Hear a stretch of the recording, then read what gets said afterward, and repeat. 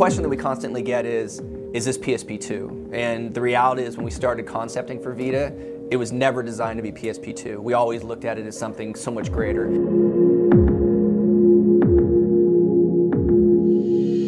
So early on, we were able to feel emotionally invested in this hardware. The earliest form of Vita was really interesting because in my 20-some years of game development, never had the experience of getting to work with the hardware manufacturers. One of the great things that Shu Yoshida brings as president of Worldwide Studios is this relationship with SCEI. And so he has influenced them to include all of Worldwide Studios heavily in the early hardware development.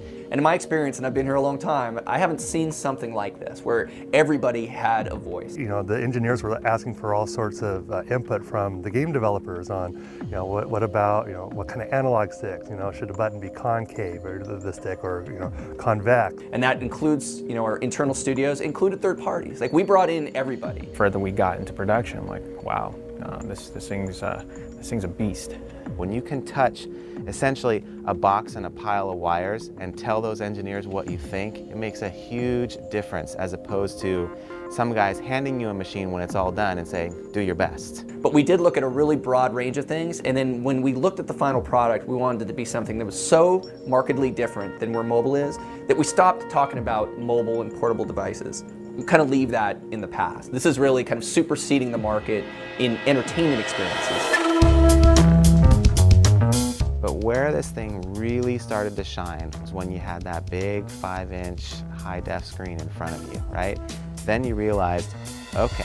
Our partners AT&T, and got just a dump of wealth of learnings from them on you know, touch devices that they've previously have worked on, and to really understand what the consumer wants when they have a touch panel. We're blown away by the beauty of the OLED screen.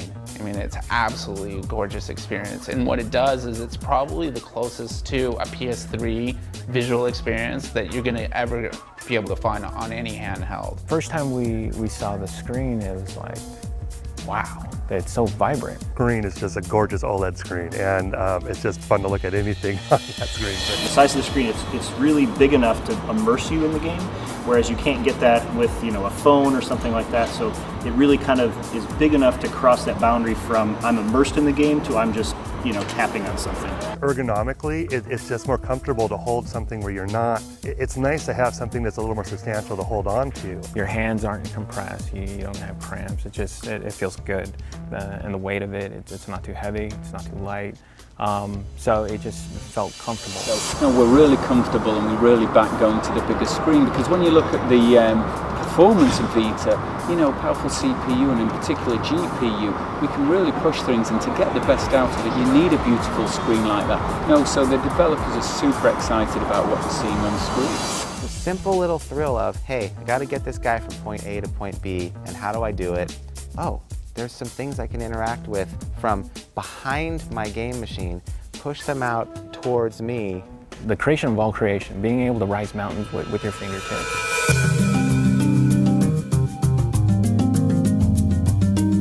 Every single gamer and producer in our whole organization just screamed and stomped their feet and said, two sticks, until we got it, right? Yeah, I mean, the dual analog sticks, especially for a first-person shooter, are huge. I mean, you can't overstate it. From the very beginning, this was designed as a first-person shooter-esque platform. The dual analogs, the big screen, it's a games player's machine. The perfect decision for a handheld, really. I mean, who doesn't want to play Uncharted or Call of Duty on a handheld? I mean, I want to sit there and just play away with it. That you get to play, you know, incredible games on it. You know, dual analog sticks for a racing game, especially ours, it's almost, we don't stunt anybody's growth. And so for us, it then now becomes this great experience where there's a lot of muscle memory. You know, the desire for the traditional game buttons that, you know, make our games what they are. It hasn't really been done until Vita.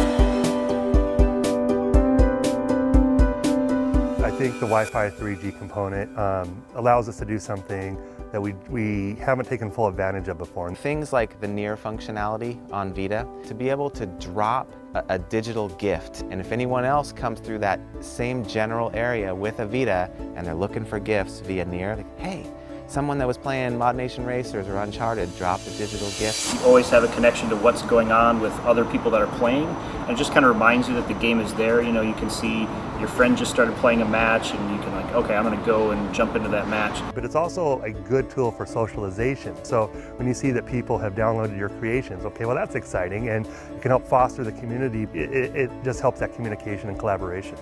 Achievements that are based on individual locations that rewards you with assets that then you can share with your friends kind of in this endless cycle of goodness. We have some unannounced titles as yet that are really pushing location-based experiences.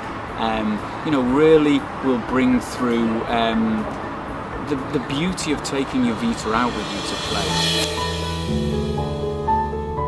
We're fortunate at PlayStation to have such robust, kind of technologically advanced products to be able to talk. Stop, play at home, and pick up and resume on the road. And there really is nothing else in the industry, really anything else in gaming, that has had a portable device and a console device really actually talk seamlessly. And so now, all that time that you're away from your PS3, you can always be accumulating trophies. I think that's huge.